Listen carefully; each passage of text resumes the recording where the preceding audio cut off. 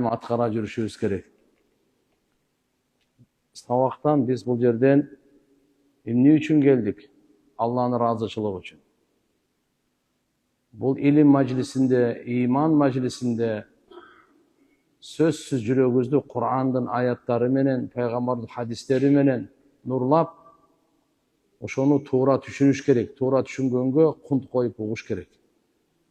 Адам кунт коюп укса, түшүнөт. Түшүнгөндөн кийин амал кылганга Алла тоофик берет. Анан башка адамдарга дагы түшүндүрө алат. Өзү түшүнбөсө эмнени түшүндүрүп берсин? Ошон үчүн биздин кыла турган иштерибиз этап менен айтканда жүрөктөрдү таза Алланын ыраазычылыгы үчүн, Алланын ыраазычылыгы үчүн угайлы, кунт коюп угайлы. Алла карап турат, көрүп турат, угуп турат, билип турат деген сезим бизден мына 1,5 сааттык сабактан үзүлбөш керек. Мен да сүйлөп атканда Алла Таала угуп атат, жүрөгүмдү Алла байкап, билип турат деген сезим менен. Сиздерде Алла көрүп турат деген сезим менен. Бул дин сөзүн уккандын адеби. Сахабалар айтышат эле, сами'на биринчи угуш керек. Ва атана анан баш ийиш керек. Ким укпаса каяктан баш ийсин Аллага? Ким пайгамбарыбызды укпаса анан каяктан баш ийсин? Укканда дагы ниет менен угуш керек. Ушуну истима деп коет арабтар. Баширил ибад алладина ястами'уна ал-каул фаяттаби'уна ахсана. Улаика алладина хадахумуллах ва улаика хум улул албаб. Алла Таала Кур'анда айтат: "Эй Мухаммад саллаллаху алейхи ва саллям, сен кушкабар берип кой. Кушкабарла, сүйүнчүлө. Кимди? Ким сөздү кунт коюп укса ошону. Кандай укса кунт коюп, амалдын ниети менен угуш. Жөн эле келдим эле өтүп бараттым эле угуп коеюн, убакытты бекер текке жок. Аткаруу ниетинде. Ушул ниет менен укса, андан кийин учур келет, ошол учурда аткарыш керек. Фаяттабиуна ахсана дегени эң чырайлуу жол менен Алланын элчисинин сөзүн уккандан кийин аткарыш керек. Ошолорго эмне кушкабар дебейсизби? Кушкабар аларга Алла Таалам туура жолго жашоо берет, багыт берет. Экинчиси, ошол адамдар акылдуулар дейт. Акылы толук ушулар. Алла берген акылдан пайдалангандар ушулар. Акылын арам нерсеге, утурумдук болор болбогон нерсеге, баасыз нерсеге, коор нерсеге дүйнөгө иштеткен жок. Бунун акылы адамзаттыгын пайдасына, ахиреттин куруусуна, түбөлүктүү өзүнүн бара турган жайына иштетти. Бул адамдарды Алла Таала айтат, акыл ээлери ушулар. Себеп адамзаттын арасынан эң акылдуулар пайгамбарлар болот. Ошон үчүн туугандар, кунт коюп укканга аракет кылайлы. Жараткан Алла Таала баарыбызга тоофик берсин. Жашоо ушул дүйнө менен бүтпөйт. Бул дүйнө сыноо дүйнө, утурумдук дүйнө, кете турган дүйнө, даярдана турган дүйнө, укуктарын, акыларын бере турган дүйнө. Алланын акысын бериңиз, пайгамбарыбыздын акысын бериңиз, ата-эненин, адамдардын, айбандардын акысын бериңиз. Бул дүйнө ахиретти кура турган дүйнө. Ушул маанилүү. Кыска болгону менен жашоо кыска эле, бирок өтө маанилүү, өтө керектүү. Максаты өтө чоң. Ошон үчүн бул дүйнөдө Алла Таалам берип аткан ар бир күндү баалайлы, ар бир күндү кадырлайлы, ар бир күндү Алланын элчиси Мухаммад алейхиссаламдын сөзүн угайлы. Ар бир күндү ахиретти бир ойлоп коелу. Бара турган жайым бир ойлоп коелу. Өлүмдү бир ойлоп коелу. Кабырды бир ойлоп коелу.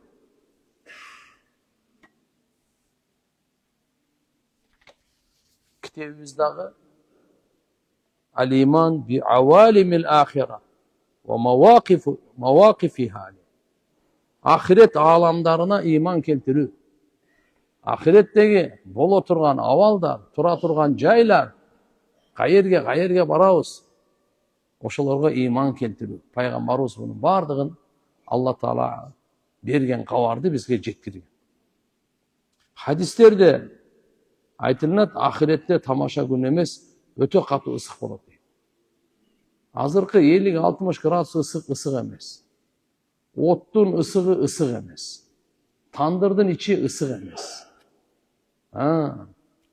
Лава, вулкан ысык эмес булар. Ысык тиякта. Аны Алла Таала айткан, Пайгамбар саллаллаху алейхи ва саллям айтып берген, ошолорду угайлы. Күн жакындайт деп атат. Күндүн канча ысыгы бар буда? Билесизби күндө канча ысык бар? От курчайт, адамдын тери агып, жер суу болуп кетет дейт. Адамдын кайгы ушундай кайгыга батат, көтөрө албайт дейт. Бул дүйнөдө кайгы бар го? Кичинекей, чоң, аз, көп болуп бөлүнөт да. Анча-мынча кайгыны эчтеке эмес. Бир күндүк болушу мүмкүн. Бир сааттык болушу мүмкүн. Бир жумалык болушу мүмкүн. Кайгычы. Кээ бир кайгылар адамды оорутат. Кээ бир кайгылар чачты, сакалды агартат. Кээ бир кайгылар карытат. Ахиреттин кайгысынын алдында булар кыпын. Адамды кандай кайгыла? Айтат: "Ва яблугуна минал хам ма ла ятиқуна ва ла яхтамилун." Чыдай албайт адам. Көтөрө албайт тияктагы кайгыны. Анан Пайгамбар саллаллаху алейхи ва саллям шафаат кылат. Табаранидин риваятында келет, Салман Фариси разияллаху анху айткан экен: "Ту'та шамс йауман қияма харра 10 синин." Кыямат күнү мына күнгөчү канча ысыктык берилет? Аз ысыктыгы турат го, 10 жылдык ысыктыкты берилет экен ошого. Элестетиңиз, ушудан азыр 10 жылдык эсе. Азыр бир күндөгү ысыктыкты көрдүк да. Ушуну бир жылга көбөйтүп бириктиресиз. Анан 10 жылга ошондой ысык берилет. Анын температурасын кантип эсептейбиз эмел менен? Градус менен эсептей албайсың. Сумма тудна мин жамажи мин нас. Ана ошондон кийин адамдын башына алып келгенден кийин, күн ушунча ысык алып келгенден кийин адамдар чыдай албай пайгамбарыбызга келип, анан айтышат экен: "Я наби Аллах, анта аллади фатахаллаху лака." Хадис: Алла Таала сизге ачты го. Ортого түшүп бериң, мына күндөн башталсын. Адамдар ушундай дейт экен, махшарда тезирээк чечим чыкса экен, лучше дозокко барып жатканыбыз жакшыраак болсо керек дейт экен. Мына күндөн көргөндөн көрөк деп. Ушундай оор катуу. Имам Ахмад ибн Хиббан Абу Бакр Сиддик разияллаху анхунун хадисинде риваят кылат, Пайгамбар саллаллаху алейхи ва саллям айткан: "Урида алейя ма хуа каинун мин амри дунья вал ахира." Пайгамбарыбыз айтат: "Мага дүние ахиреттин бардык иштери, боло турган иштери мага көрсөтүлдү" дейт. "Фажумия ал-аввалун вал ахирун фи саидин вахид." Алгачкылар, кийинкилер, адам атадан кыямат күнгө чейин келген инсандын бардыгы бир майданда топтолот экен. Hatta intalaku ila Adam aleyhisselam, adamların bardыгы чыдай албай, көтөрө албай, өтө кыйналганда анан адам атабызга кайрылат экен. Адам атабызга барып, ал ортого түш дейт, ортого түшө албайм дейт. Хадисти окуп жүрөбүз. Акыры пайгамбарыбызга келет. Абу Хурайра разияллаху риваят кылат. Бухариде жана Муслимде экөөндө тең келет. Пайгамбарыбыз айтат: "Яжмауллаху ал-аввалин вал-ахирин фи саидин вахид, фаюбсирухумун надиру ва ясмаухумуз даи, ва тадну шамс минхум, фаяблугун нас минал гам вал курб ма ла ютиқуна ва ла яхтамилуна." Алла Таала бардык адамзатты тирилтет, бирөөнү да кабырда калтырбайт, жерден бардыгын кайра чыгарат, бирөө калбайт. Адам атадан тартып кыямат күнгө чейин келген бары. Мусулман, капыр, ишенген, ишенбеген, жаш өлгөн, эрте өлгөн айырмасы жок. бардығын шығарат. Андан кейін фисаидин вахид, bir майданға, bir ен талаға. Кейін көре тұрған бардығын көре аласың дейді. Шақырған анын бардығы уат. Күн жақындайды. Адамдар қайғыда, ғыжалатшылықта көтере албайды дейді. Чыдай албайды дейді. Мына ошондой күн алдыда. Ошондой ысык алдыда.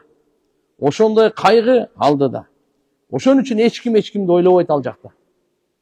Пайгамбарлар өздөрүн нафси, өзүмдүн жаным деп калат экен. Бир гана пайгамбарыбыз Мухаммад алейхиссалам уммати, үммөтүм деп айта алган бир гана Мухаммад алейхиссалам. Атам деп айта албайсың, апам деп айта албайсың. Балам, кызым деп айта албайсың. Айта албайсың, тилиңден эч нерсе чыкпайт. Кыямат күндүн Алла субханаху ва тааля чагылтырып берип атат. Кыямат деген сүрө түшкөн. Суратул Кыяма.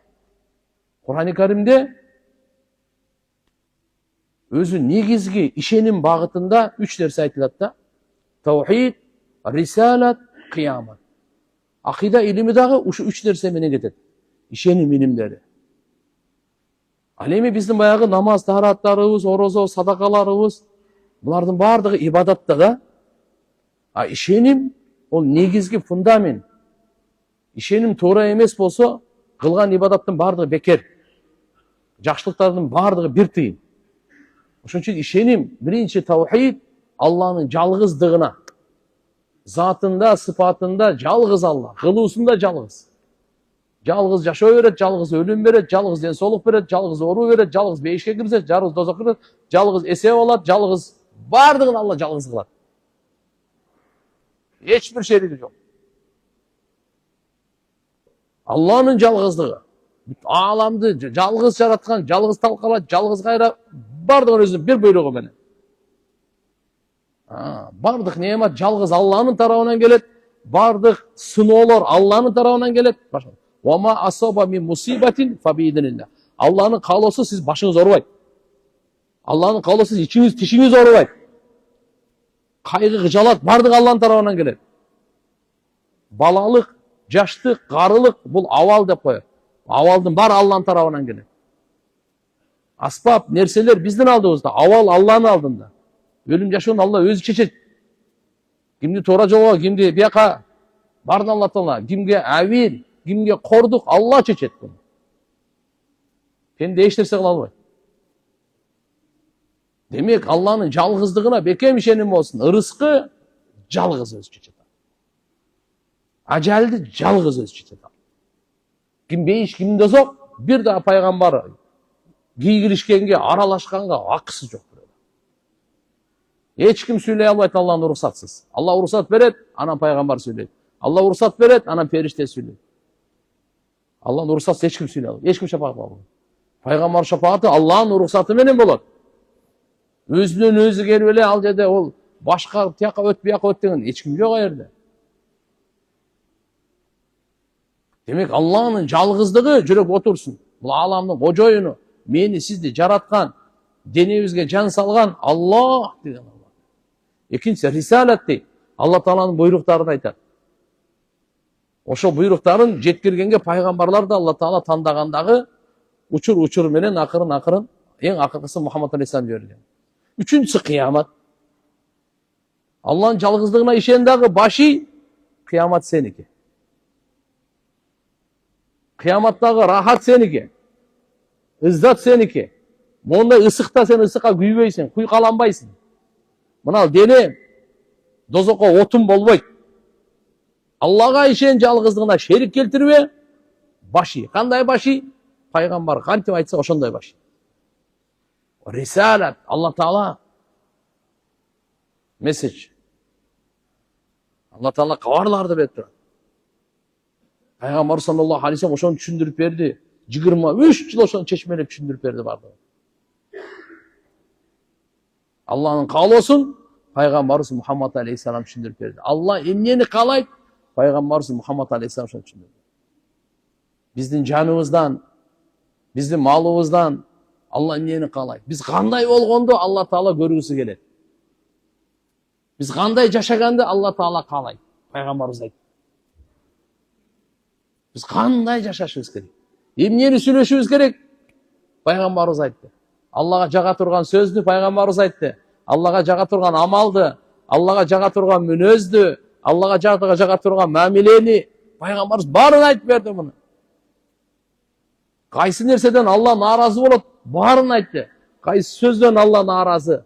Кандай иштен Алла нааразы? Кандай адамдан Алла нааразы? Кайсы адамды жакшы көрөт? Кайсы амалды жакшы көрөт? Бардыгын айт. Эч нерсе калтырган жок. Ошон үчүн ушунун бардыгы мына кыяматта көрүнөт. Тугандар, мына жөнөкөй күн эмес. Жөнөкөй күн эмес. Ошон үчүн Алла субханаху ва таала ошол кыямат күндүн өтө катуу ысыктыгынан, катуу кайгысынан ар бир адам иманына жараша мамиле болот. Амалына жараша мамиле болот. Алла субханаху ва таала өзүнүн райымынын көлөкөсүнө жай берет. Пайгамбарыбыз Мухаммад алейхиссалам бир топ жакшы амалдарды айткан, ошолор Алла Тааланын райымынын көлөкөсүнөн орун алганга себеп. Ошол боюнча бүгүн сабак. Ошону угуп алайлы, пайгамбарыбыз эмне деп айткан? Мен ошо амалды кылайын, эртеге ошондой кайгы күндө, ошондой ысык күндө мага көлөкө керек. Алла Тааланын аршынын көлөкөсү, Алланын райымынын көлөкөсү деп айтылат. Башка бир да көлөкө болбойт. Бир дарак болбойт. Бир палатка болбойт. Баш калкалаган эчтери, зонтик, понтигиңа эч нерсе болбойт. Баары жылаңач. Түптүз жер. Үңкүр, жок. Бир дубалга жөлөнүп, көлөкөлөп алайын. Жок, эчтеке жок. Түптүз. Дөң дагы, чукур дагы жок. Түптүз. Кыйшык дагы эмес. Түптүз. Куранда Алла Таала буну чечмелеп берген бар. Тоопо болбойт. Ошол учурда мына пайгамбарыбыз Мухаммад алейхиссаламдын биринчи хадисин айтып берели. Бухарийде, Муслимде келет. Сахих хадис. Абу Хурайра радhiyallahu риваят. Пайгамбар саллаллаху алейхи ва салламдан мындай деп айтканын укканмын дейт. Пайгамбарыбыз не дептир? Саб'атун юдиллухумуллаху фи зиллихи yawma la zilla illa zillu. 7 түрлүү кишиге Алла Таала эртеге кыямат күнү Алланын райым көлөкөсүнөн башка эч кандай көлөкө болбойт. Ошол күнү Алла Таала көлөкө берет Алла. Алланын райымынан көлөкө орун алат экен да, 7 түрлүү киши. Биринчиси ал-имамул адил. Адилеттүү имам, жетекчи, башчы, бадыша, ажо, директор, начальник, айыл өкмөтү, губернатор. Кыскасы элди жетектеген, жамаатты жетектеген. Адилеттүү болдуңбу? Орун бар сага. Чакан ишканаңыз бар, 10 адам иштейт. Мектебиңиз бар, машалла бир канча бала окуйт. Университетиңиз бар, машалла. Алла, биз бизнес кылып атасыз, заводуңуз бар, фабрикаңыз бар. Машалла. Кийин болбоңуз, главврач болосузбу, айыл өкмөтүсүзбү, губернаторбу, падышабы. Мына эң чоң жетекчи падыша. Адилеттүү падышаларга ошол күндө биринчи пайгамбарыбыз ушуну айтып атат. Адилеттүүлүктү биринчи койду. Орун бар деди ал. Дүйнөдө канча жыл башкарасың? 5 жылбы, 10 жылбы, 15 жылбы, өмүр бою бир эле талап адилет. Орун бар тиякта. Адамдар барктайбы, баалайбы, балабайбы, артыңа сүйлөйбү, кызыктырбайт. Алла менен мамиледе адилеттүү болгон болсоң, чында акыйкатта Алла субханаху ва таала бу дүйнөдө деле эртеби кеч адамдардын жүрөгүнө райым, мухаббат, чынчылдык салып коет. Бирок ахиретте кандай экен? Алла субханаху ва таала эң сыйлуу, Eң сыйлуу. Адамдар ушундай корулуп аткан көрүп атканда Алла Таала ушундай сый берет ага. Bir, экинчиси. Wa shabun nasha fi ibadatillah. Жаш жигит. Жаштыгын ибадатта өткөргөн. Сүйнөт, көз кубанат. Мына жаштарыбызды көрүп. 90-95% жаштар мыналар. Келечек мына сиздердин. Мына 50-60-70ге чыккан азыраак эле болуш керек. Основной мынакей биздеги. Ошон үчүн мына жерде пайгамбарыбыздын бир сөзүн алып алың болду. Эгерде сизге Алла Таала bir мансап берсе, сизге Алла Таала ушундай bir башкаруу жоопкерчилигин берсе, адилеттүү болуң, адилеттүү болуң, адилеттүү болуң. Адилеттүүлүккө Алла Таала буйрук берген. Өзү адилеттүү, адилеттүүлүккө буйрук берген. Не деп? Инналлаха я'муру бил адл. Ушул аятты жума сайын окуган сүннөт болот. Жумада, хутбада. Бизде Ханафи мазхабта бул аятты окубай койсо деле жума болот, бирок кемчилдиктүү болуп калат да. А баркы Шафии мазхабтарда бул аятты окубасаң, жума хутба эмес, кабыл болбойт. Аларда важип катары. Башка мазхабтар. Аллах алам, адашпаса. Бирок бизде дагы ушул аят жума хутбасында Мекке Мединада пайгамбарыбыз Мухаммад алейхиссалам келгенден бери окулуп атат да, bir söz mada kалтырбай окулуп атат. Инналлаха я'муру бил адл вал ихсан ва ита'i зил курба ва янха анил фахша'i вал мункар вал баги я'идукум ла'аллакум тазаккарун деген аят. Буну ар бир имам, ар бир кары ушу ким хутба жумада окуса сөз сокуш керек. Туура бизде Ханафи мазхабы субханалла алхамдулилlah деп койсоң деле өткөнү менен жумадай болбой эле калат. Жума качан болот? Пайгамбарыбыздын сүннөтүнө ылайыктуу болсо, адеби менен толук менен болсо. Жумадагы имамдарга машалла кичине мындай эме айтып койдум да. Кокус кээ буну жаттай элек болсо, же билбесе, анда билип алсын, жаттай элек болсо жаттап алсын, болбосо кагазга жазып алып деле окуп коерсиң. Проблема. Что башка бардыгын жумасы жакшы болсун. Арабтар келип аркаңыздан ыктыда кылып атат. Хамбали мазхабта бар, салафилер бар, шафиилер бар, маликилер бар. Кыргызстанга машалла туристтер келип атат, жумаңызды окуп атат. Алардын жумасы кандай болуп калат аны? Ошо? Бирок кеп мына аятка келели. Ушул аятта Алла субханаху ва таала адилеттүүлүккө буйрук берип атат. Андан кийин айкөлдүүлүккө, андан кийин жакындардын акысын бергенге. Үчөөнө буйрук. Буйрук. Ваянха эми тыюулар бар. Алла тыйып атат. Дагы 3 нерседен. 3 нерсеге буйрук берип атат, 3 нерседен тыюу салып атат. Буйрук берген адилеттүүлүккө, айкөлдүүлүккө, ихсан, жакшылык кылганга, андан кийин ита'i дил курба, жакындарыңыздын акысын бериңиз. Сизге эң жакын ким? Ата эне. Эң жакын ким? Аял бала чакаңыз. Эң жакын ким? Бир туугандарыңыз. Акысын бериңиз. Аларга акчасын бериңиз деген жок. Акысын бериңиз. Акча ичинде бир бөлүк. Кээде ойлойт адам, ушу акча берип койсом эле иш бүтүп атат окшойт деп. Жок. Анын акысы бар. Саламдашуу деген бар. Көңүлүн көтөрүү деген бар. Ага жардам берүү деген бар. Проблемасын чечүү деген бар. Кажет болсо ошонун аркасынан жүгүрүп коюу деген бар. Толтура иштер бар. Мейли 3 нерседен тыюу салып аткандай, ваянха анил фахша вал мункар вал баги. Фахша, фахиш. Авирсиз сөздөрдү айтат. Авирсиз иштерди айтат. Уятсыз иштерди, уятсыз сөздөрдү айтат.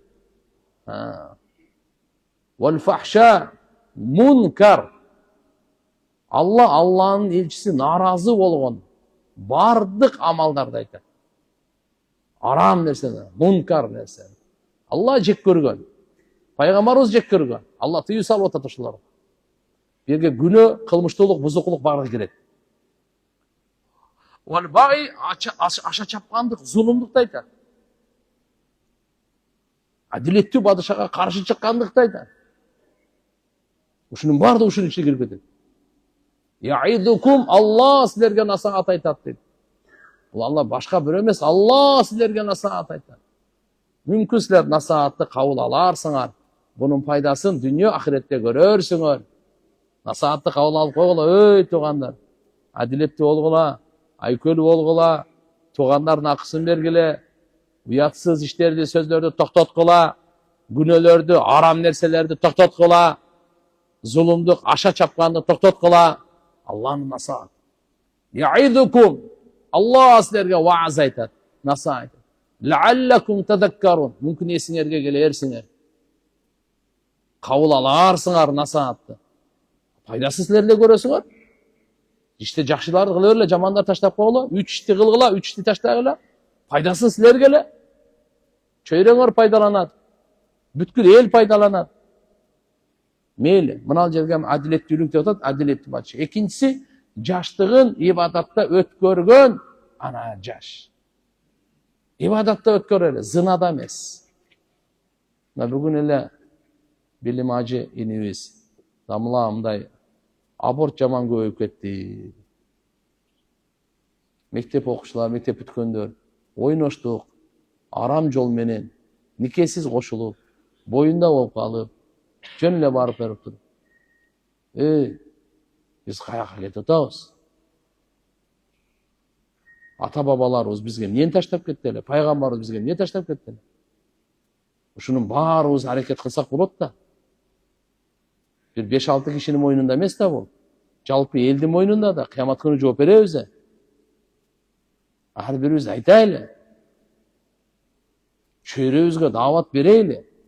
3 күнгө дааватка чыкпасаң да, хотя бы эмнерде сен адамсың, ошо арам ишти көрүп атуучу пайыл өтүп кете бересиң.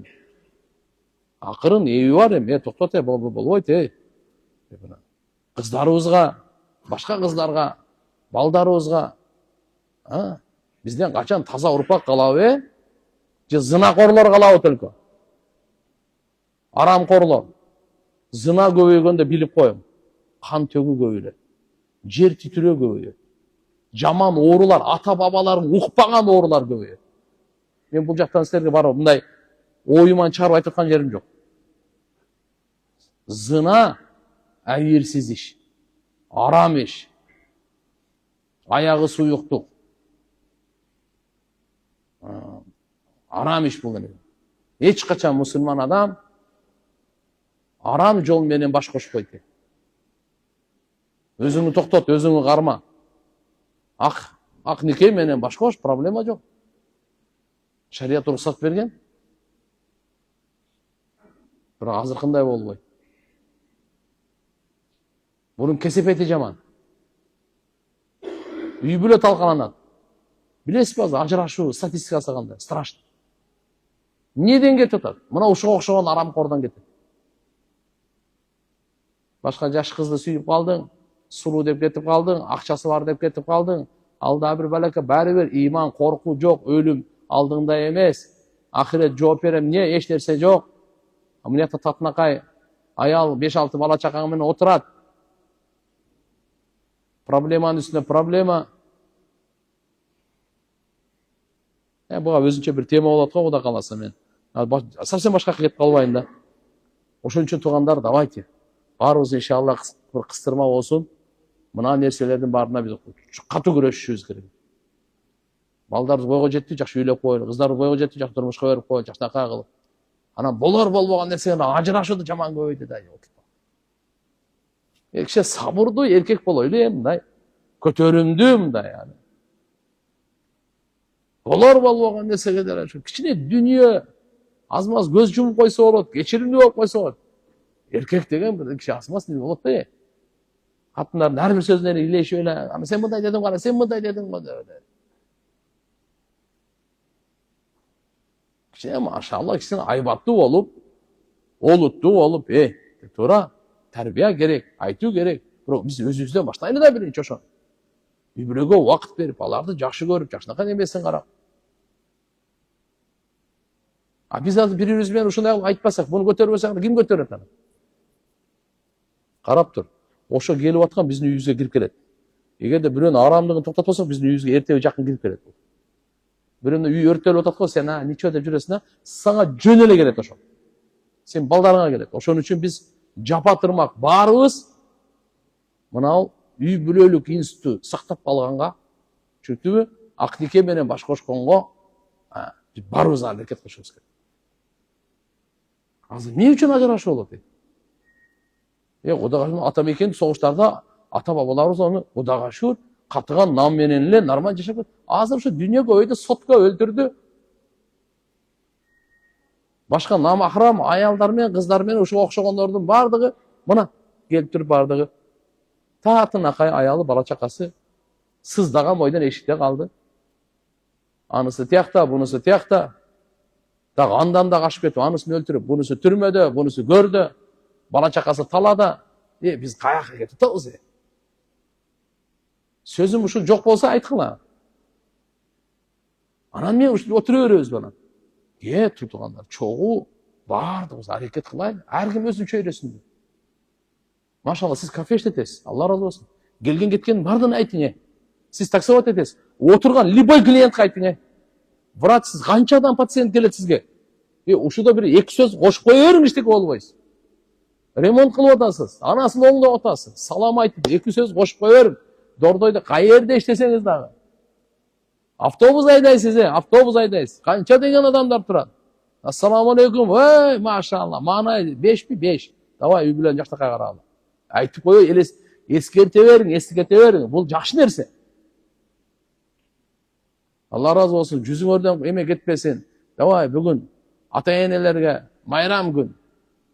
Калпак тиги кийгизге, тамакты бер. Баягы бала чакаңа хотя бы 1 килограмм берсе алганча бар. Bunun бардыгы иман да, bunun бардыгы иман да. Ар ким өзүнүн чөйрөсүндө иш кылсак болот да бул. Бул молдонун эле иши эмесчи. Жоксо даватчы. Мына алхамдулилlah даватка да канча чыгып атат. Ошону туура пайдалансак, туура колдонсок, өзүбүз туура колдонсок, Кудай калса мына арам нерсени толук жоя албайбыз. Бул түшүнүктүү эле, бирок азайта алабыз. Точно азайта алабыз. Мисалы азыр авария көп болуп, адамдар өлүп атат, буну азайта алабыз да. Совсем эми нольго түшүрүп жок кылып бериш го, андай кыйын го, бирок азайта алабыз. Ажырашуулар көбөйүп атабы? Азайта алабыз. Никесиз кошулуп туруп, аборт ушундай төрөгөндөр көбөйүп атабы? Азайта алабыз. Точно азайта алабыз. Дуа кылайлы, аракет кылайлы, бирибизди колдойлу, жаяйлы. Бардыгыбыз кимде кандай мүмкүнчүлүгүбүз бар? Аллахым барса товфик берсин. Кылабыз иншалла. Бекен иншалла мындай. Эрк менен кыска жашоонун ичинде көбүрөөк жакшы иштерди кылып калайлы. Биринчиси кандай болду? Мынакей, кыямат күнүнүн караңгылыгы кандай? Кыямат күнүнүн коркунучтугу кандай? Ысыктыгы кандай? Кайгысы кандай? Алла субханаху ва таала өзүнүн райымына алган, аршынын көлөкөсүнөн жай берген, райымын көлөкөсүнөн жай берген, адилеттүү жетекчи, адилеттүү башчы, адилеттүү падыша, мына бир экинчиси жаштыгы ибадатта өткөргөн. Казинога барбаң, урлукка барбаң. Мусулмансыз. Биз өзүбүз деле мына кыргыз эли аз эле калкыбыз туугандар. Бирок Кудайга шүгүр, дайым айтып жүрөбүз. Биз алхамдулилlah байыркы элбиз. Тарыхыбыз бар. Жет атабыз бар. Тияк бияктан эле бир көчөдөн келип калган, эптеп топтолуп калган эл эмеспиз биз. Кайрымдуу, жоомарт, меймандос, батыр, ынтымактуу, тайманбас.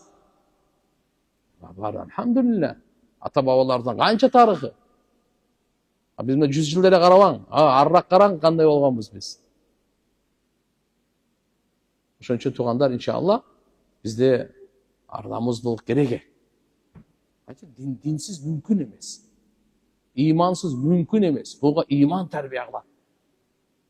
Алла үчүн жан бергенге иман тарбия кылат. Берешен болгонго иман, күнөөнү таштаганга иман тарбия кылат. Иман таштаттырат күнөөнү, арамды.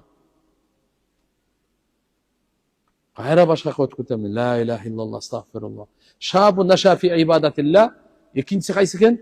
Жаш ибадатта өткөргөн. Жаш кыздар дагы ибадатта өткөрсүн. Жаш, машалла, жаш жигиттерибиз бар, жаш кыз келиндерибиз бар, ибадатта. Gün сайын Kur'an okuyun, zikir kılın, dua kılın, 5 vakit namaz özünde, darat menen жүрün. Түшүр көп қалсаңыз, аяңыңызға қосылсаңыз, сөзсіз құсыл. Ансыз жүре бербең, жеп, içip, giyinip, көчөдө. Бардығын іші пакизалық, таза жашауға көнөйлү. İbadatta ötkөргөн жаш дейт. Üçüncüsü, racülün kalbuhu muallakun bil mesacid. Ana. Üçüncü kim eken?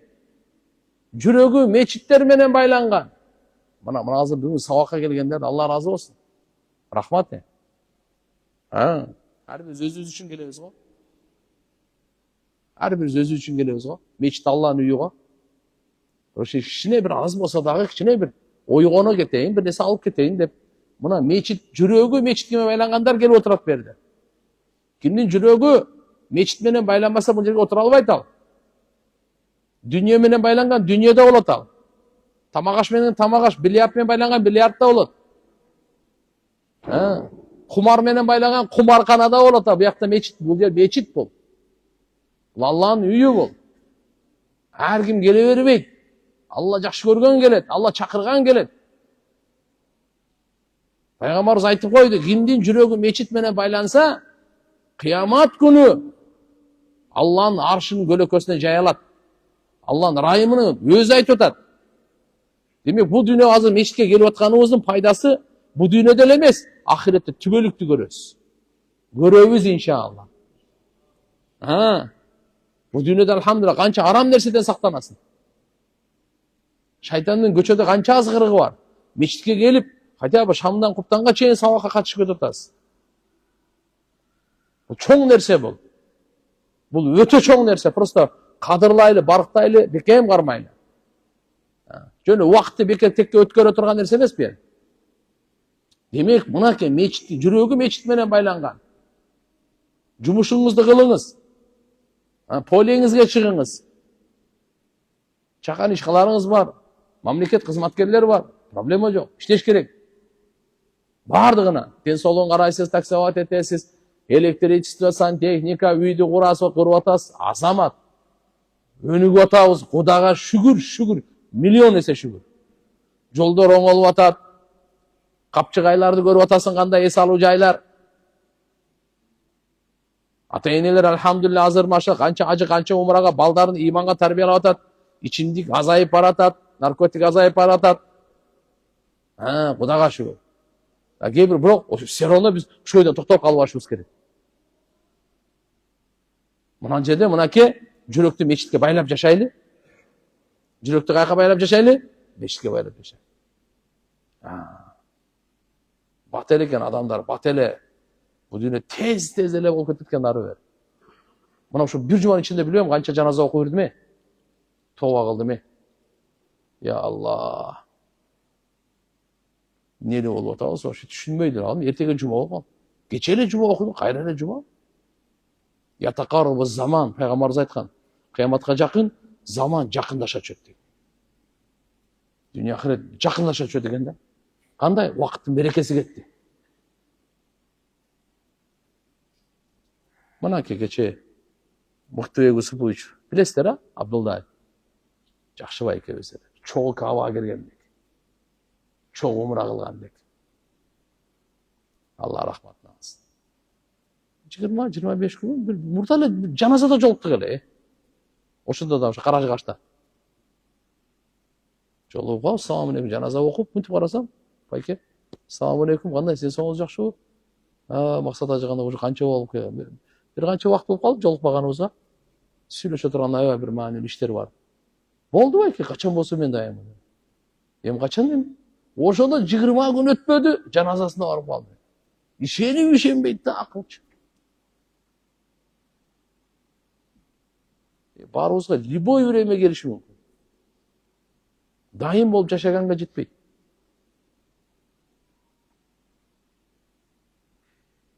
Эрктүү киши болчу. Эми көп, алхамдулилlah, көп эле адамдарды умра кылдырдык. Сүйлөшүп, көрүп, тияк-бияк адамдарды билесиң. Сүйлөгөнүңдө, угуп атканыңда, көңүл мененби, кандай кабыл алып атат, андан кийинки жашоо баары көз алдыбызда. Кабанын ичинде ыйлаган бул. артында жүрген. Кайерге окуйын, эмне кылайын деп ага чейин. О, Кабанын ичине кирген киши. Көп анча мынча билбесе деле керек, мен бирок айтып коеюн да. Биз өзү кыргызбыз ушундайбыз да, өлгөндөн кийин анан жакшы адам эле, анан мындай эле деп. Шүрдан айтмакчы, жакшы адам деп, жакшы сөз айтканга сөз өлүш керек дейт. Ошо өлгөнгө чейин деле айтсак болбойбу? Сөз бизди жамандап, бири-бирибизди айыптап, бири-бирибизди каралап.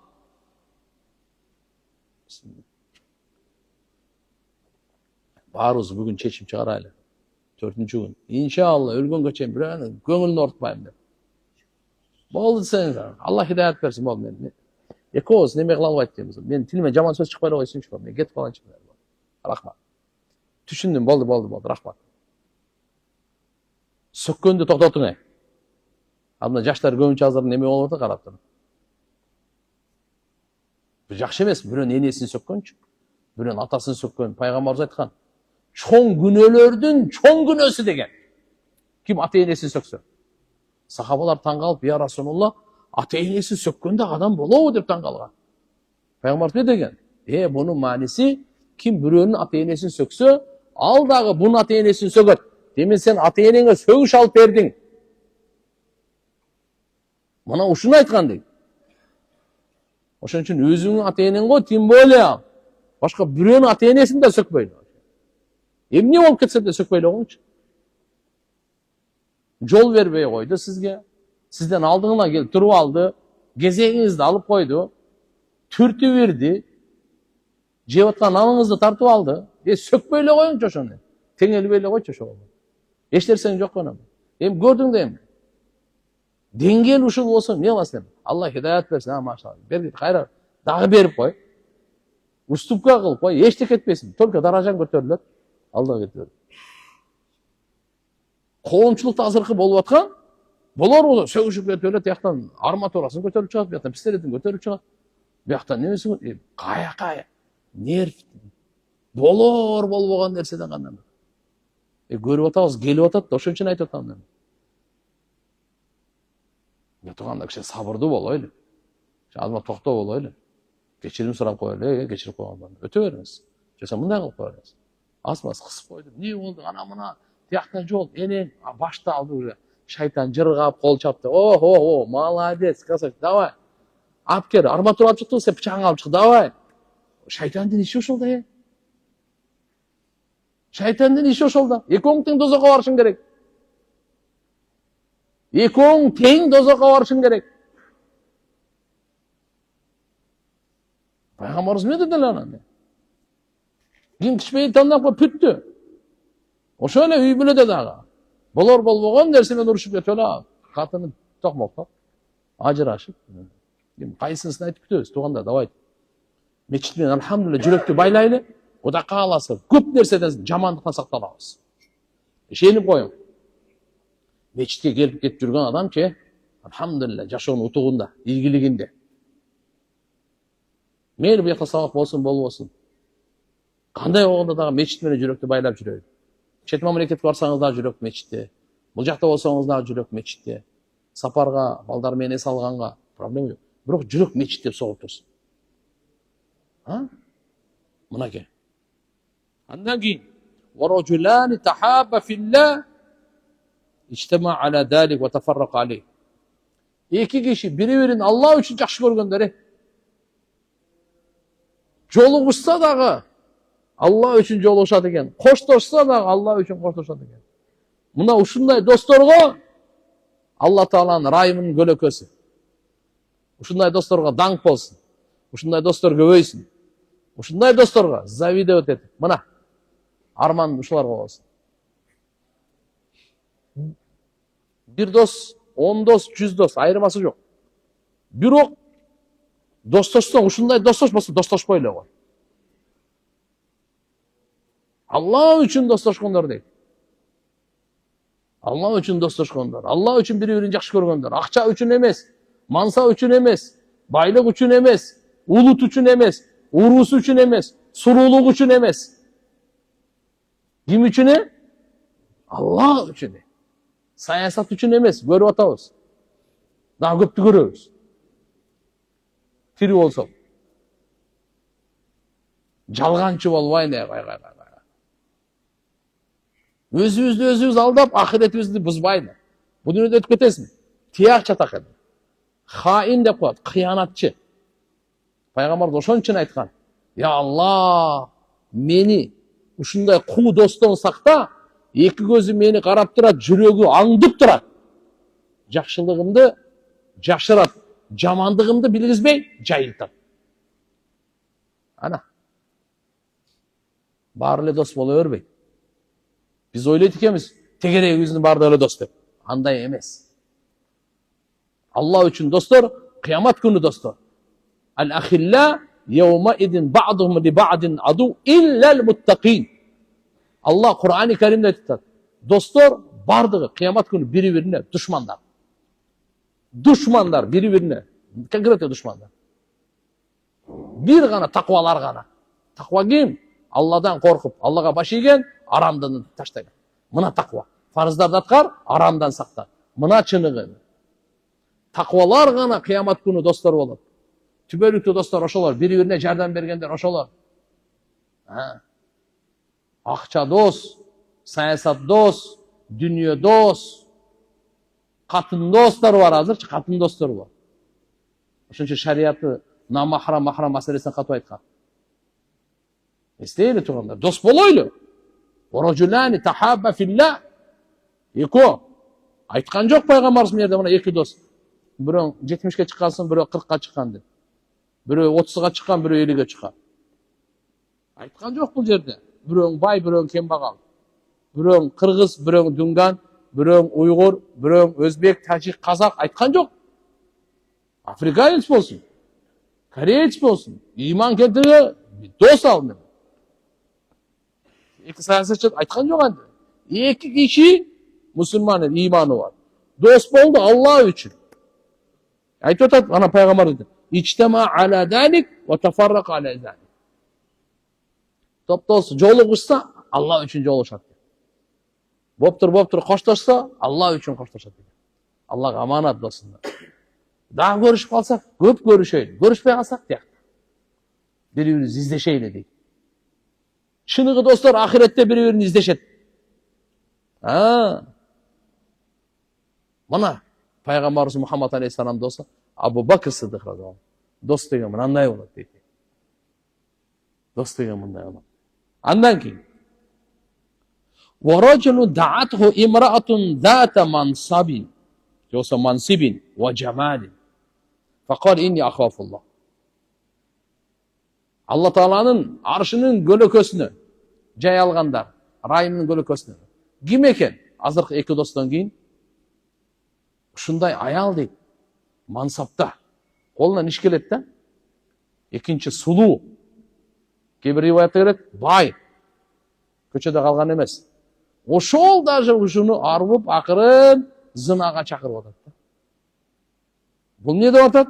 Жок, мен Алладан корком деди. Ушуга Алланын райы менен көлөкө бар. Арштан көлөкө бар, ушуга көлөкө бар. Кичине напсыны тыйып койду. Кой мен Кудайдан корком, аягы суюктукка барбайм, зынага барбайм мен. Жок. Ойноштукка барбайм мен. Жок. Аял чакырса. Андан кийин ورجل تصدق بصدقة فأخفاها حتى لا تعلم شماله ما تنفق يمينه. Садака берген кишиге дейт мынакей.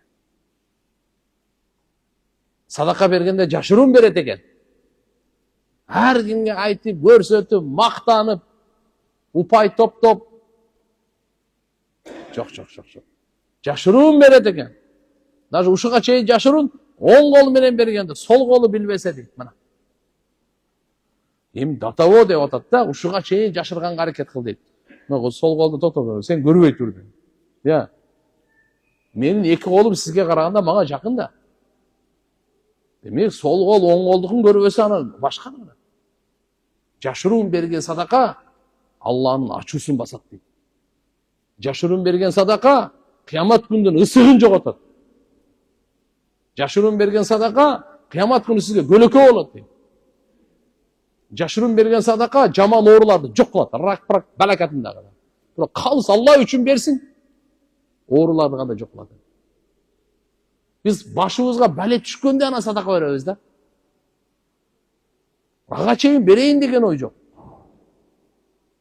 Ага чейин деле берип жүрөйлүк, кичине карап, көп болбосо да бер. Садака бере. Эски кийимди бер. Гардероб кылбай. Eski bitkiyimde başka bir yere kıyналгандар толтура эле. Кийбей эле жатат. Бере берчи.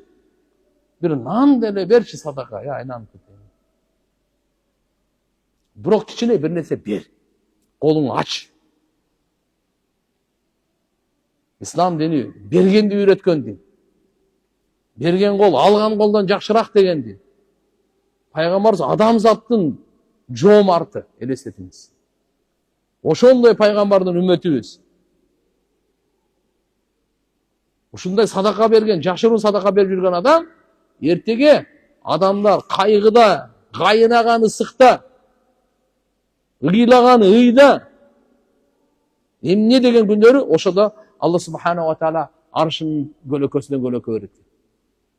Райым көлөкөсүнөн көлөкө берет.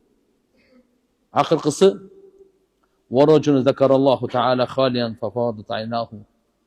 Туган Алланын зикири, Алланы эстеп, эки көздөн жаш чыкса. Качан халиян дегени адамдар менен аралашпайлы. Үйдө, бош, очолонуп, өзгөчө, жөндө. Ошол убакта, я Алла деп ыйлаган адам. Ошондой көз жаш дозоктун отун өчүрөт экен. Атак дозоктун оту муну океан менен өчүрө албайсың да. Набыр кыямат күнү океан өрттөнөт. Суу менен от бербейт го, бирок кыямат күнү океан өрттөнөт. А көз жаш бир эле тамчы бир дозоктун отун өчүрөт. Эгер Алла үчүн Алладан коркуп, я Алла, көз жаш чыккан болсо мына. Айтат: "Рожулун закараллаху таала халиян фафадат айнаху." Эч ким жокто. Өзүнчө отурганыңызда Алланы эстеп, ыйла. Ошого мынакей арштын көлөкөсүнөн жай берилет.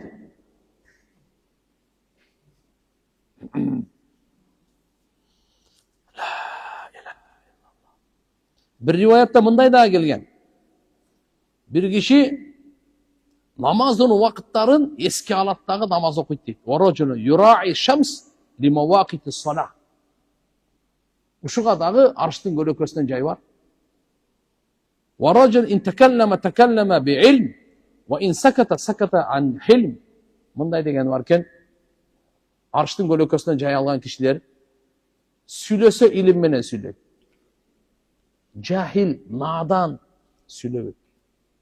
Süyleseniz münese bilesizmi süyle. Bilmeyizmi süllebeyle koy. Özünüz bilmegende bilarman bolup aytıp bağınızdan. Gereği yok. Un çıkmasa özün yumuşaklık menen, kötörümlülük menen, hilim menen un çıkpay turadi. Süylese ilim menen süyleydi. Süylebese hilim menen. Hilim degeni yumuşak bir canım kötörümlü, toktoo degen manide. Hakikatta turgan kişiler özünün paydası olsun, özüne ziyan olsun, ayırması yok. Bırak hakikat mı? Kıyım olsa oturgan. Oşalar arştın kölökösüne jay alат dedi. Hakikat sözde aytı verin. Adamlarga jaksa da, jakpasa da. Allah subhanahu wa ta'ala jaktırtıp koyuyor jakında. Ayşe ne öz aytkan eken? Peygamber sallallahu aleyhi ve sellem'den mınday dep. Qarаңыз. Peygamber sura veriptir. Atadruna mani sabiq ila zillillahi yawman qiyama. Bilesiңер mi? Allah Taala'nın rahim kölökösüne kıyamet günü birinci kim barat? Qalu Allah ve Rasuluhu a'lam. Sahabalar adeptüyle. Allah'ın elçisi bilet dep cevap veretler. Peygamber zati alladine idha utul haq qabilu. Kimge hakikat verirse kabul alsa. Hakikat aytılsa ki kabul alınız. Hakikatı kabul alınız. Din bu hakikat. Ahiret hakikat. Böyle namazga gelip namaz okuyunuz dese арданбай эле кабыл алыңыз. Зекетиңиз акыйкат бул. Дин акыйкат бул. Кабыл алып. Ва ида суилу бадалуху. Эгерде суралсачы, алар эмне дейт? Сарпташат дейт. Ва хакаму линнас ли хукмихим ли анфусихим. Адамдарга чечим чыгарат, өзүнүн жанына чечим чыгарганды адамдар ошондой чечим чыгарат. Сага любой боло берет, маңачы эң жакшысы. Андай эмес. Сага дагы эң жакшы, мага да эң жакшы. Мага жакшы, сага дагы жакшы болуш керек. Мага жаман, сага да жаман. Адамдарга чечим чыгарганда өзүнө кандай пайдасын көргөн, кудум ошондойдор көрөт. Биз өзүбүздүн жаныбызга аябай жакшы нерсени көрөбүз. Адамдарга кезек келгендечи, буларга боло берет. Жагандай эмес бу жерде. Мына ушундай адамдар дагы бейиштин, алхамдулилла, арыштын көлөкөсүнө жай алат. Андан кийин кыйналганга мөөнөт берип койсоң, ким сизге карыз болсо, ошого мөөнөт берип коет. Мөөнөт. Бирок кимге? Му'сир. Аферистке эмес, угуп алсын жакшынака. Мошенниктер аферисттерге ана мөөнөт берип, мынакей карыз алсын деп. Андайларга эмес. Чыныгы кыйналганда. Алдабай эле турат. Сизден акча алган, карыз алган, же болбосо бизнес неме кылган. Чындап эле бечара неме болуп калды да. Ушундай бир ситуацияга түшүп калды. Банкрот болуп калды. Мөөнөт сурап атат, бир 6 ай коюп берип туруңуз. 1 жыл кое туруңуз. Кудай калса мен кутулам, жалган сүйлөбөйм. Мына күйүп кетти, эмне өрттөнүп кетти. Алданып калып мындай болуп кетти. Көрүп турасың да. Аферист, мошенник эмес да. Ошондойлорго мөөнөт берип койсоң, арыштын көлөкөсүнө жай аласың. Эгерде күчүң жетсе, действительно болуп калганбы? Карызыңды кечирсең, андан дагы жакшы жай аласың.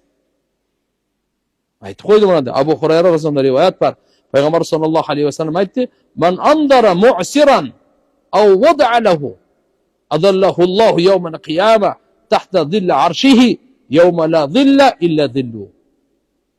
Раваху Тирмизи, имам Тирмизи риваят кылган хадис. Не деген маани экен? Пайгамбар саллаллаху алейхи ва саллям айтат: "Ким мөөнөт берсе кыйналган адамга, кыйналып калган адамга мөөнөт, не кандай мөөнөт берип атасыз? Сизге карыз эле да. Ошого мөөнөт берип, 1 айга берип туруңуз, 6 ай узартып туруңуз, 3 ай күчүңүздүн жетишинче мейли бир аз кыйналган му'сир, кыйналып калганда ситуация ушундай положение түшүп калган, берип туруң.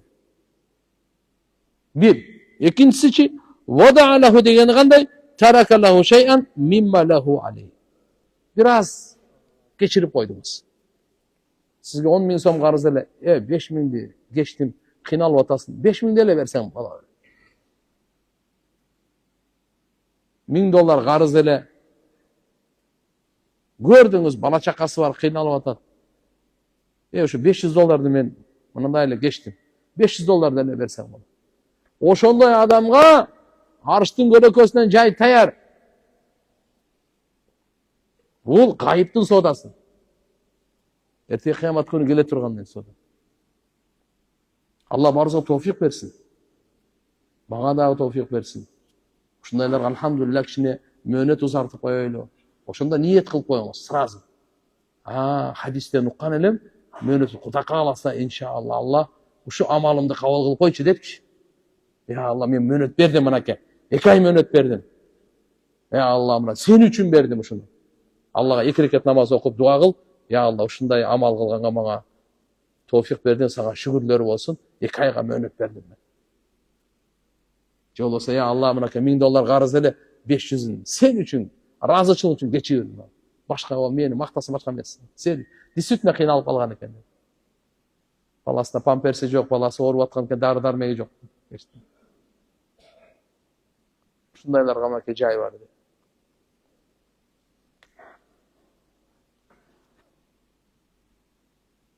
Төртүнчүсү, туганчылык мамилени кармаган жана аял киши жетим балдардын тарбиясында турмушка чыкпай өзүн кармаган.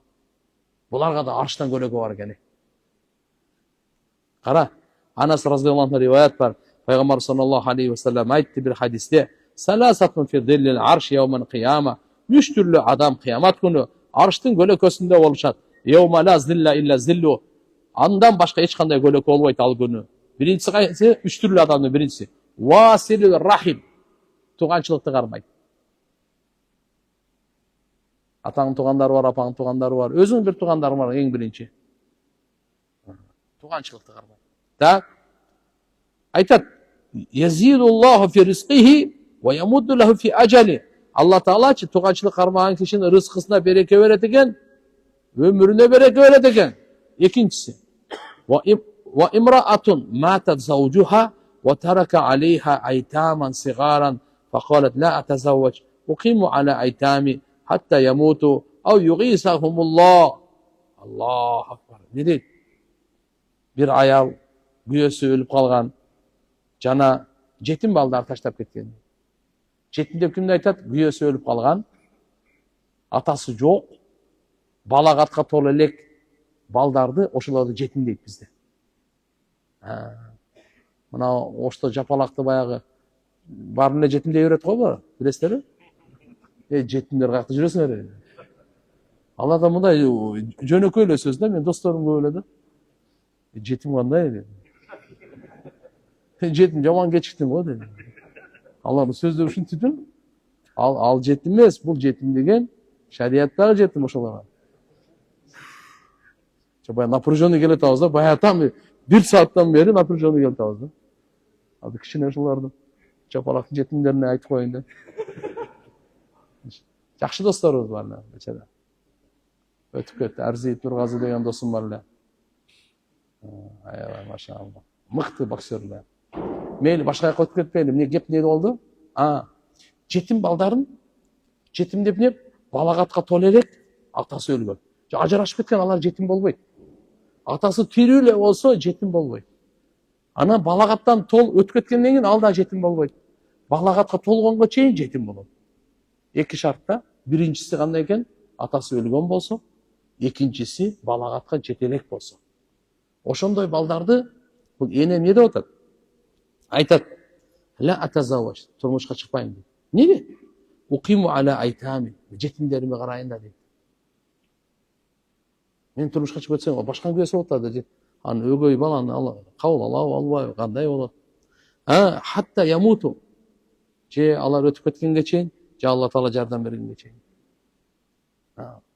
Ошондо мен чыкпайм дейт. Анандайга дагы арштын көлөкөсүндө дейт, субханаллах. Ва абдун санаа тааман. Үчүнчүсү, ушундай пенде бир тамак жасаптыр. Фа адафа зайфаху, конок тосот экен. Ва ахсана нафакатаху, аддушы чын жүрөктөн саптайт экен. Фада алейхи ятим вал мискин. Ошо тамакка кимди чакырат дебейсизби? Жетимдерди, кембагалдарды. Байларды, депутат, саясатчы, министр, дамыналарды деген жок да. Я.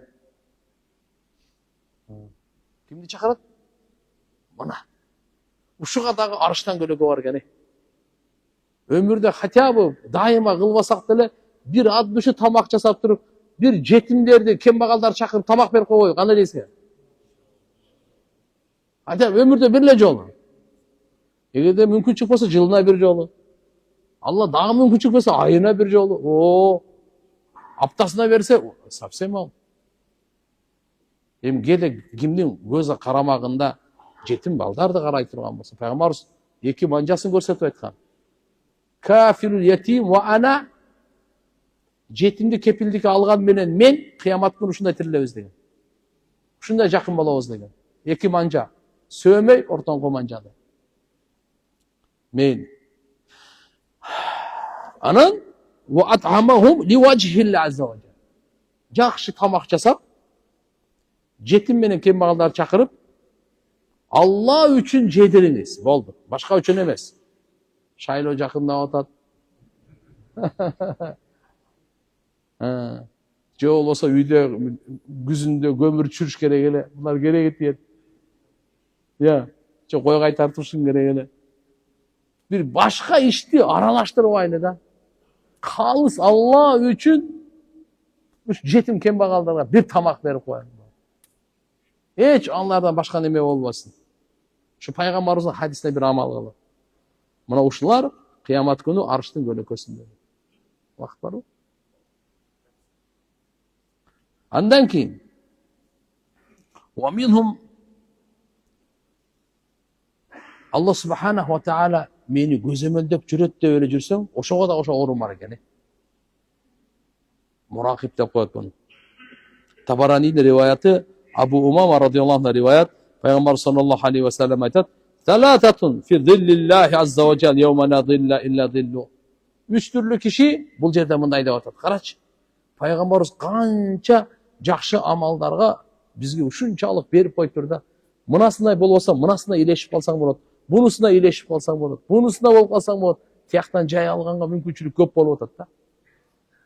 Алгайсың. Алла райымын көлөкөсүнөн көлөкө берет. Андан башка эч кандай көлөкө болбойт. Үч түрлүү киши ким? Биринчиси рожул хайсу таважжаха алима анналлах мааху. Каяка жүздөнбөңүз, Алла мен менен деңиз. Мен жүрөм ишеним, Алланын жардамы, Алла Тааланын кудрети мен менен, Алланын илими мен менен. Bu bir. İkincisi, وَرَجُلٌ دَعَتُ اِمْرَاتٌ اِلَى نَفْسِهَا فَتَرَكَهَا. Bir kız gelin, ayal çakırsa zınaga, yok, barbayın. Kaç. Oşoğu, ona ki. فَتَرَكَهَا مِنْ خَشْيَةِ اللّٰهِ. Ne için taşladı aramıştı? Allah'tan korkup. Allah'tan korkup taşladı. Buna ben Siriyada bir okuyan aytıp berjördüm bu. Siriyada bir okuya olğan eкен. Bir айыл бар, ошо айылдын тургундары миски деп коет. Не деп коет кени? Миск. Миск деген жыпар жыт бар го. Эң жыттуу мисктер болот да. Муск деп да айтылат. Ошол айылдын тургундары о бир канча жыл болуп кеткен. Ошо миски деп аталып калган да. Ал окуя мындай болгон экен. Ошол жерден bir avliya жаш жигит чыккан экен. Чырай десең бар. Gelişken, iman, ibadat деген эми укмуш. Ошого bir ayal, bir gelin aşık болуп калыптыр. Анан ал бечара кызмат кылат экен. Анан айтыр, балам, мындай, балам эмес, илин десе керек коем да. Жардам берип койчу, мына үйгө чейин алып барышып койчу деп. Жүгү бар экен, анан бул бардыгына эле кызмат кылат экен, жардам берет экен, жакшы ойдо, жардам берип коеюн деп жүгүн көтөрүп үйүнө чейин алып барыптыр. Жаш жигит. Тиги келин үйүнө алып барса, эшиктерди жааптыр дагы. Аны арам ою бар экен да. Жаш жигитке баягы асылыптыр. Сен мен менен ойноштук кыласың? Болбосо, мен сенин абелиңди төгөм дагы бүткүл мына биздин айылда шаарга бардыгына жаям деп. Охо, Кудайдан корком, коюңуз, Кудай сактасын десе болбойт экен. Аргасы ошо арам ишке эми ал совсем эле ушу жакындап калгандыктан айтыптыр. Уруксат бересизби, анда мен ажаткана бергизип чыгайынчы деп. Мени ажатканага кириптир дагы, улуу сөздө уят жок. Өзүнүн заңын алып, сүйгөнүп чыгыптыр да. Ай, жыттанган. Биздин сөз менен айтса керек да, өлүңдү көрөйүн деген бар го. Чык жогол эшикке деп анан кийин эшикти ачып кууп чыгыптыр да. Бул, я Алла, мени сактадың деп качып, бир каналга барып, жуунуп, тазаланып, полностью. Анан кийин кетиптир. Барып сабакка барса, устазды башка балдар айтат экен. Бүгүн кайсы эме мындай жыттантат мындай ким матерсегенип келген деп. Бул түшүнүптүр, мени маскаралап атышат, издеп атат, эме кылып депчи. Анча кетпей калган окшойт дептир да анча. Деп аябай ыйлагысы келип турса, не серьезно, кимден? Тиги баладан келип атыптыр да. Аллах акбар, анан кийин бул каяктан десе, окуяны айтып бериптир. Алла Таала күнөөдөн сактанган үчүн денесинен ушундай мис чыгарып койду. Ошонун балдары, неберелери, чеберелери, кыбыралары, не бар, бардыгы миски болуп калды. Болгон окуя. Мен буну каерден окудум айтып берейин. Мурда бир устаздан уктум эле. Шейх Абдулла Басфар деген бар. Бул Саудияда Меммин деген кары. Tahfizul Kur'an дейт. Kur'an'ды жаттатуу халкасында бүткүл дүйнөнүн эмеси чогуу.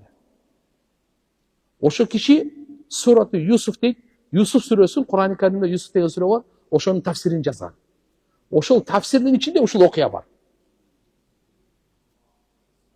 Көрүп турчу. Ошондон иншалла күнөөдөн сактанам деген адамга Алла жол ачып коет экен. Так, үчүнчү киши ким болду? Биринчиси кайсы болду буда? Каяка жөнөбөсүн Алла мени көрүп турат, билип турат деген сезим менен. Экинчиси аял зынага чакырса, Алладан корккондуктан таштаган. Үчүнчүсү Алла үчүн жакшы көргөн. Андан кийин وَمِنْهُمْ أَهْلُ خُلُقُ الْحَسَنِ. Кимдин мүнөзү чырайлуу болсо, ошолорго дагы арштын көлөкөсүнөн жай бар экен кыямат күнү. Табараниде риваят келет, Абу Хурайра радиаллаху анхудан пайгамбар саллаллаху алейхи ва саллям айтат: "Аухаллаху иля Ибрахим алейхиссалам, я халили, хассин хулук. Валау ма'ал куффар, тадхулу мадахилал абрар." Алла Таала Ибрахим пайгамбарга вахий түшүрүптүр. Вахий дегени кудайлыкка бар. Мындай дептир: "Эй менин досум." Алла Таала Ибрахим пайгамбарды дос туткан. Иттахадаллаху Ибрахима халила. Алла Таала Куранда айтат, Ибрахим пайгамбарды дос туткан. Ибрахим пайгамбар Алланын халил, досу. Так, айтып атат Алла Таала: "Эй менин досум" дейт. Мүнөзүңдү оңдо, кафырлар менен болсо дагы. Мүнөзүңдү чырайлуу кыл, кооз кыл, кафырлар менен болсо дагы. Аброрлар менен чогуу бейишке киресиң деген. Мынакей. Абрар деп Алла Тааланын алдында эң улуу жакшы адамдар бар, ошолор менен чогуу бейишке киресиң. Инна калимати сабакат лиман хассана хулукаху ан удиллаху тахтал арш. Айтат Алла Таала, менин сөзүмчү конкретно мурда жазылып бүткөн, өткөн. Ким кулук мүнөзүн чырайлуу кылса, мен аны аршымдын көлөкөсүнө жай берем деген. Алла Таала ушу сөздү не дептир? Ан удиллаху тахтал арш, арштын түбүндө мен ошого көлөкө берем.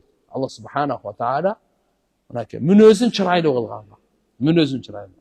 Ва ан асқияху мин хадирати кудуси. Алла Таала, Аллаху акбар, өзүнүн керемети казынасынан бейишинен сусундук берет экен ага. Ва уднихи мин жавари. Алла аны өзүнө жакындатат экен. Мынакей туугандар. Муну айтып атканы жараткан Алла субханаху ва таала мына ошондой ким мүнөзүн чырайлуу кылса. Мүнөзү чырайлуу кандай? Кооз мүнөз дейбиз, чырайлуу мүнөз дейбиз, жакшы мүнөз дейбиз. Муну кандай айткан чакта дагы? Бул неден десе, отуруңуз. Чырайлуу мүнөз адам кичпейил болуш керек. Кеңпейил болуш керек экен. Чырайлуу мүнөз кандай десе, айтат, адамдарга зыян жеткирбеш керек экен. Жакшылыкка дайым алдыда жүрүш керек экен дейт. Маанайды жарык кылып, талакатул вajh деген. Имам Ахмад ибн Хамбалдан сураганда, чырайлуу мүнөз кандай десе, ачууланба, кек сактаба деген. Алла тагдаб, ачууланба. Хикт вала тaqid, яни хикт бирөөдөн кек сактаба. Ачууланба, кек сактаба. Ушу чырайлуу мүнөз деген. Абу Хурайра разияллаху анху пайгамбарыбыздан сураганда, чырайлуу мүнөз кандай деп пайгамбарыбыз не деди? Ким саңа жамандык кылса, ага жакшылык кыл. Зулумдук кылса, кечирип кой. Сени кур калтырса, акысын берип кой. Силман катаак. Фа'фу амман заламак. Ва ахсин илей, ва ахсин иля ман асаа илейк. Ким мамилени үзсө, ошо менен мамилени түзө бер. Ким саңа зулумдук кылып койсо, Алла үчүн кечирип сал. Ким саңа жамандык кылса, ага жакшылык кылып кое бер деп пайгамбар саллаллаху алейхи ва саллям айткан. Hazret Ali razıyallahu anh aytkan jeri var. Çıraylı мүнөз ne деген? Çıraylı мүнөз aram neselerden saqtanуу. Үй бүлө бала чакага кең болуу, сараң эмес. Адал ырыскы издеген мынакей. Кыскасы алымдарыбыз машалла чырайлуу мүнөз боюнча эң улуу чырайлуу кулук мүнөз пайгамбарыбызда болчу. Пайгамбар ошончо ушулардын бардыгын айтты. Андан кийин Кур'ан-ы Каримди көтөргөндөр, Кур'ан-ы Каримди жаттагандар, буларга дагы арштын көлөкөсүнөн жай бар. Ibn Najjar rivoyat qiladi, Ali roziyallohu anhudan payg'ambar sollallohu alayhi vasallam aytadi: "Addibu auladakum ala salasi khisalin." Balдарыңаргаче adep үйрөткүлө. 3 qasiyetке. Qaysisi? Hubbu nabiyukum. Payg'ambarыңарды жакшы көргөнгө. Балдарыбызды, кыздарыбызды adep үйрөтөлү. Payg'ambarыбызды жакшы көрсүн. Кимди жакшы көрсүн? Payg'ambarыбызды жакшы көрсүн. Payg'ambarыбыз айтайлы. Payg'ambarыбыздын сыйратын, сыпатын, бардыгын, кулук мүнөзүн. Балдарыбыз кимди жакшы көрсүн? Экинчиси, ва хуббу ахли байтихи. Payg'ambarыбыздын үй бүлөсүн жакшы көргөндү дагы үйрөтөйлү. Payg'ambarыбыздын үй бүлөсүн. Payg'ambar sallallohu alayhi vasallamдын үй бүлөсүн, бала чакасын, неберели Хасан, Хусейн, Фатима разияллаху анха, Хадича энебиз, Айша энебиз бар. Андан кийин үчүнчүсү, ва кыраатын Кур'ан, Кур'анды кыраат кылганды балдарыбызга адаттандырып, адеп үйрөтөйлү. Анткени фа инна хамалатал Кур'ан фи зиллиллахи йаумал кыяма, йаума ла зилла илля зиллу ма анбияихи ва асфияихи. Кур'анды көтөргөндөр, Кур'анды жаттап амал кылгандар. Анткени алар эртеге Алланын райымын көлөкөсүндө болот. Ал күнү Алла Тааланын райымын көлөкөсүндөн башка эч кандай көлөкө болбойт турганда. Жана алар таква адамдар менен, олиялар менен бирге болот дейт да. Кимдер? Кур'ани Каримди жат алып амал кылгандар. Жаттап коюп унуткандар, жаттап коюп дагы эле алдап жүргөндөр, ал болбойт. Кур'ан жаттагандан кийин ага амал кылыш керек. Назалал Кур'ан лия'мала бих. Кур'ан амал кылыш үчүн түшүрүлгөн. Андан кийин al-muksirun lis-salati ala-nabi sallallahu alayhi wa sallam. Пайгамбарыбызга ким салават көп айтып жүрсө, ага дагы иншаалла кыямат күнү арштын көлөкөсүнөн жай бар. Алланын райымынан алхамдулилля жай бар. Пайгамбарыбызга көп салават айткан. Өзгөчө бүгүн жуманын түнү. Эртең жуманын күнү. Пайгамбарыбыз айткан, силер жуманын түнү жана күнү мага көп салават айткыла. Салаватыңыздар мага көрсөтүлөт. Көп салават деп уламаларыбыз алхамдулилля айтат. Азы 300 миңге чейин айтсаңыз өтө жакшы болот. Канча салават? 1000. Ибн Масуд разияллаху анху пайгамбарыбыздын 1000 деген сахабасы. Өзүнүн шакирттерине айтат эле. Жума күнү 1000 жолу салават. Канча? 1000 жолу салават. Оңайын айтып коесуз. Аллахумма салли аля сейидина Мухаммад. Эң кыска салават мына. Аллахумма салли аля сейидина Мухаммад. Айтыңызчы. Аллахумма салли аля сейидина Мухаммад. 1000 берип коем. Оңой. Жатарга чейин 200-300, эртеге багымдаттан кийин дагы жумага чейин 1000 деттик.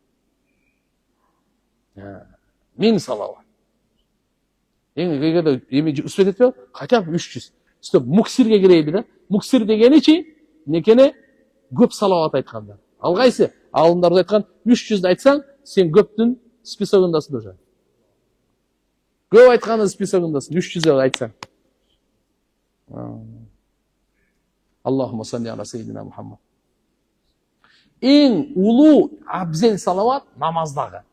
Аллахумма салли аля Мухаммад ва аля али Мухаммад кама саллайта аля Ибрахим ва аля али Ибрахим иннака хамидун маджид бар го. Эгерде ушудан 300 берип койсоңуз, айбай. Бу совсем эле болот. Бир айтып көрбөйсүз анан. Бир 300 мындай кыбланы карап отуруп бир айтыңчы. Андан кийин кандай чувство экен? Андан кандай сезим? Аны адам тил менен баяндап бере албайт аны. Серьезно айтам. Башкача. Чын жүрөктөн Алла үчүн, бирөөгө айтыш мактаныш үчүн эмес. Айтыңыз, 100дөн ашканда ыйлабасаңыз мага келиңиз. Салаватта Алла өзгөчө жүрөктү жумшартат. Алланын райымы жай.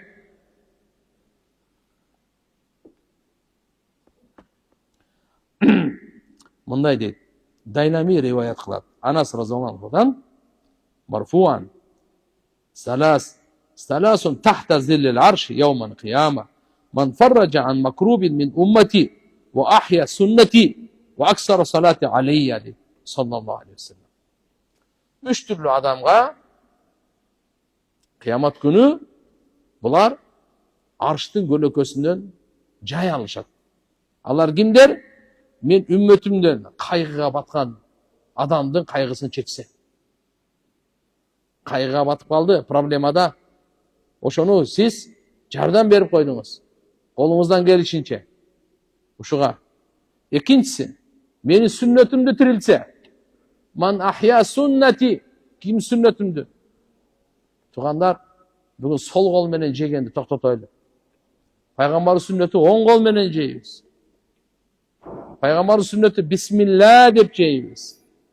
Bardıq işte Bismillah dep başlagan sünnet. Sünnet bolup esептелет. Бирок bir учурда farz болуп калат да ошо Bismillah'ны айткан.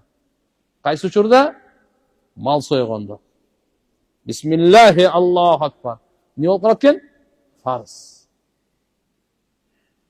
Eşit açasın, javasın, bardığına, akçanı alasın, salasın. Bismillah, Bismillah. Sünneti tirilteyli. Uyga girdiniz, eşit yaptınız, Bismillah. Teşekkür. Jönle birle Bismillah'ını aytıtan. Kança degen sünnet? Daratta kança sünnet var? Namazda kança sünnet var? Ең birinci, darat menen namazda sünnetni izdeyli dağı, oşonu atkarayın. Anan başka sünnetlerdi. Bazarga çıkkandın, giyim çeçkendin, giyim giygендин, ölüktü gömgöndün, bürögө belek bergendin, көңүлүн көтөргөндүн, adal soda kılgandın sünnet joldoru var. Anan akırın. Bırak birinci, Peygamber Azmiye'de aytıtat, kıyamet günü arştın gölökösünden jay alat. Kim? Man ahya sünneti. Kim men sünnetimdi tirilse. Elderge dağı aytaylı akırın ememenen maşallah. Üçüncüsü, bana kim köp salavat aytsa. Demek azırkı jerde Peygamberimizge salavat aytkan, köp salavat aytıp жүргөн kişi, Oda kalasa Allah Ta'ala inşallah Allah'ın rayımından eşlese uzak emez. Oda kalasa bu ümmetke Allah Ta'ala şehitlerin darajası öte köp bergende. Murunkularga mындай mesele. Oşondoy ele arştın gölökösüne jay alganga возможность öte köp berilgende bu ümmetkeç. Kur'an jattadың, amal kıldың, arştın gölökösünden aldың. Tuğançılıkты bekem karmadың, arştın gölökösünden jay aldың. Biri aramga çakırdı, yok, assalamu aleykum, ketip kaldың, arştın gölökösünden jay aldың. Aябай көп болуп атпайбы? Adiletти başkarıp koyup, arştın gölökösünden jay aldың. Allah üçün jakşı görüp koy biri-birini, arştın gölökösünden. Eç kim jokta zikir kılıp koy, bergen sadakаңы jaşırıp koy, arştın gölökösünden jay. Peygamberimize köp salavat aytıp koy, arştın gölökösünden, Peygamber sünnetini tiriltip koy, arştın gölökösünden jay. Bir kaygıga batkandın, kaygısını çeçişip koy, arştın gölökösünden jay. Karaçı kança degen amaldardı aytıp berip koydu.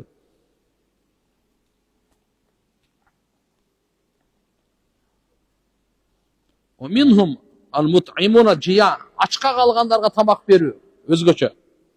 Cabir radhiyallahu anh rivayet, Peygamber sallallahu aleyhi ve sellem aytat, salasun man kunna fihi adallahullahu tahta zillihi al-vudu alal makarih vel mashi ilal masajid fi'z-zulam ve it'amul cayi. Üç türlü kişi, alarda Allah Teala özünün rayımının gölökösünden jay beret. Al kim eken dese, napsi kalabagan uçurda daratты толук alуу. Napsi kalabagan uçurda. Kanday? Uktayın da atasın, sapardasın, kişine temperaturasın, kişine su muzdak bolup atat. Napsi kalabayt da. Oşol vakta толук alsan, arştın gölökösünden jay var. İkincisi, karangıda meçitke basıp gelse deydi. Ana, kaysı karangıda koyunca? Şamga gelebиz, Kuptanga gelebиz, Bağımdat'ta. Oşularga basıp gelgenderge dağı, arştın. Üçüncüsü, açka kalganlarga kursağın toygossa deydi. Açka kalganlarga, kursağın toygossa deydi. Nam berip koyuңuz. Kursak açkanların kursağın toygosup koyuңuz. Mana. 10. وَمِنْهُمْ الطَّاهِرَ قُلُوبُهُمْ. Taza yürekler. Bular arştın gölökösünden jönökö emez. Ең мықты жерінен орын алады ба? Жүрегі таза. Жүрегі таза. Қандай? Біреуіне кек сақтабайды. Біреуіне кемсінтпейді. Біреуіне көралбастық қылбайды. Біреуіне қызғаны ушақтабайды. Біреуіне жала жаппайды. Жүрек тап-таза. Ошондойлорго башкача жай. Ал-бария абданухум. Денелери дагы таза, жүрөктөрү да таза. Денеси эмнеден таза? Нажастардан. Арак, заң, зара, кан, ириң. Денесин таза кармайт. Жүрөгүн таза кармайт. Имам Ахмад рахматулла алейхи риваят кылган экен, Ата ибн Ясар дегенден. Анна Муса алейхиссалам саал Аллаху таала ман та'вихи фи дилли аршик. Я Аллах, аршыңдын көлөкөсүнө кимге жай бересиң деп Муса пайгамбар сураптыр. Алла Тааладан. Аршыңдын көлөкөсүнө фи дилли аршик. Аршыңдын көлөкөсүнө кимге жай бересиң деп. Алла Таала жооп берген экен. Хумут тахира кулубухум. Таза жүрөктөргө деп. Кандай кимдерге? Таза жүрөк. Текеберликтен таптаза. Көрө албастыктан таптаза. Эки жүздүүлүктөн таптаза. Капырлык ширктен таптаза. Кек сактагандан таптаза. Өч алам дегенден таптаза. Мынандай жүрөктөргө арштын көлөкөсүнөн жай бар. Минал гил вал хиқд вал бария абданухум. Денелери таптаза. Неден? Хубс, данас. Дайыма машалла денесин кан болуп калса, силик, зара болуп калса, ошон үчүн эркектерге өзгөчө туруп зара кылбагыла. Отуруп зара кылгыла. Туруп зара кылганда чачаранды денеге тиет. Себеп дегенде бийиктен түшөт зара. Анда ошону кандайдыр болбосун чачаранды тиет. Айшенин өзү айткан, пайгамбарыбыз Мухаммад алейхиссалам туруп зара кылган эмес дейт. Бирок хадистерде келет, пайгамбарыбыз Мухаммад алейхиссалам бир дуалда, бирөөнүн эмесинде, нар жакта бир мусор төгүндө таштанды жери бар экен, ошо туруп зара кылган жери бар. Буну айта кетейин. Бирок буну пайгамбарыбыз саллаллаху алейхи вассалам тизеси ооруп аткан экен, отурганга. Же болбосо отурса ал жер булганат экен. Ушундай учурларда гана өтө бир ыңгайсыз учур болуп калганда туруп зара кылганга уруксат берилген. А так жалпы адат постоянно отуруп. Бул кандай болуп калат? Кээде мисалы мен Европага барып калган учур болуп калган. Эми карасаң, совсем бир болбогон учурлар болуп калган. Отуруп зара кылганга мүмкүн эмес. Ошондо анан бир туруп зара кылганда дагы өтө этияттанып, ошо зара чачырабасы. Ургатпастан туруп, ич кийимге зара тамчылабасы. Пайгамбарыбыз айткан: "Истанзиху анил баул, фа иннаху амат адабил кабр минху." Силер зарадан сактангыла, анткени кабырдын азабы көбү зарадан сактанбагандыктан болот деген. Зарадан сактанбагай, кээ бирлер бар да, жөн туруп зара кылат дагы, ошо ойдон пүчүлөп кете берет да. Ай, ал зара, ал нажас. Сен денеңе тийди, турсаңга тийди, ич кийимиңе тийди. Кандай болот? Аны кургатыш керек.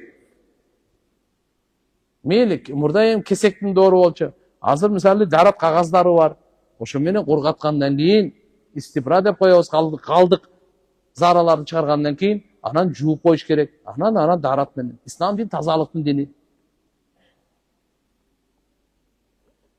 Мына не дейт? Мына демек денесин таза кармагандар. Алладина идзакарту дукиру би, ва идза дукиру закарту бихим. Алладина юнибуна иля дикри ва ягуддуна ли махарими ва яклафуна би хубби. Мынандай дейт да, жүрөгү тазалар. Эмнеден экен? Азыркында кек сактап, көрө албастык, өч алушунун бардык арам нерседен тазалар. Денелери тазалар. Качан мен аларды эстесем, алар дагы менин аке эстегендер. Аларды эстей турган болсо, алар мен эстейт, мен аларды эстейм. Мен эстегенде алар мени эстешет дейт. Жана менин зикириме инабат кылгандар, мындайча айтканда кайткандар, Аллахны эстегенге, Аллага итаат кылганга дайыма кайтып жүргөндөр. жана өзүнүн көздөрүн арам кылган нерседен көздөрүн сактагандар. Кур'ан-ы Каримде буйрук келгенде куллил му'минин ягудду мин абсарихим ва яхфазу фуружахум. Момундарга айтып кой, эркектерге, көздөрүн сакташсын жана уяттуу жерлерин сакташсын.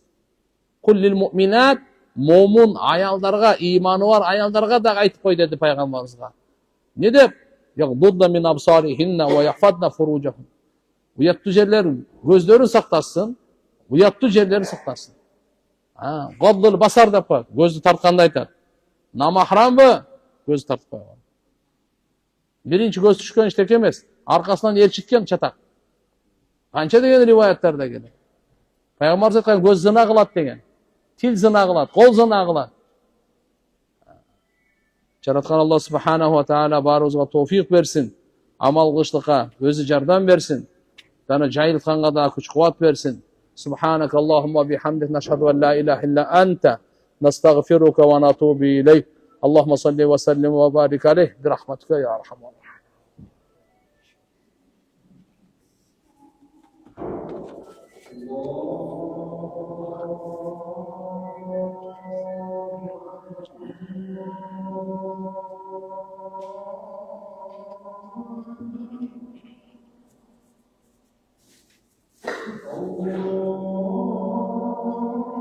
أظلنا في ظلك يوم لا ظل إلا ظلك. آمين.